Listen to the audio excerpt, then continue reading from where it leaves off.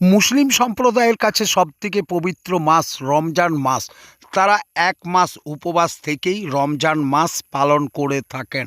আর সেই রমজান মাসের পবিত্রতাকে বজায় রাখতেই তৃণমূল কংগ্রেসের সংখ্যালঘু সেলের পক্ষ থেকেই আজ ইফতার পার্টির আয়োজন করা হয় বাঁকুড়া বঙ্গ বিদ্যালয় মাঠে।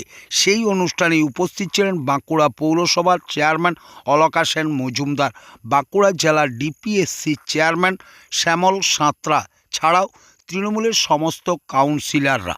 তাদের সকলের উপস্থিতিতে এই রমজান মাসের ইফতার পার্টি সুসম্পন্ন হয়ে গেল। সারাদিন উপবাস থাকার পর তাদের হাতে কিছু খাবার তুলে দেওয়া হয়, যে খাবার খেয়ে তারা এই পবিত্র রমজান মাসের উপবাস সম্পন্ন করেন।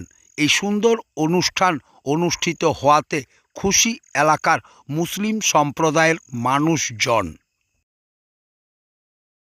একটা কথা বলবো, আমরা শুধু একটা কথা বলতে চাই, ইসলাম ধর্ম শান্তির ধর্ম। আমরা সব সময় সততার পথ অনুসরণ করে হযরত মুহাম্মদ সাল্লাল্লাহু আলাইহি ওয়াসাল্লামের দেখানো পথ অনুসরণ করে একমাত্র আল্লাহর সন্তুষ্টি আদায়ের জন্য এক মাস যাবত আমরা সিয়াম করি, রোজা রাখি। রোজা মানে শুধু আমাদের এই অভুক্ত পেটের রোজা নয়, রোজা মানে আমাদের চোখের রোজা, রোজা মানে আমাদের মুখের রোজা, রোজা মানে আমাদের কানের রোজা, রোজা মানে আমাদের হৃদয়ের রোজা।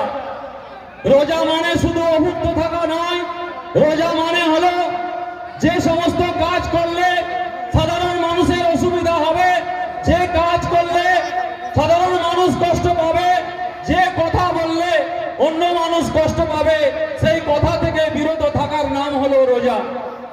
সেইভাবে আমরা রোজা রাখার চেষ্টা করছি। এই আমাদের রোজাকে অবশ্যই আল্লাহর দরবারে কবুল হবে এবং আল্লাহ সুবহানাহু ওয়া তাআলা কবুল করবেন।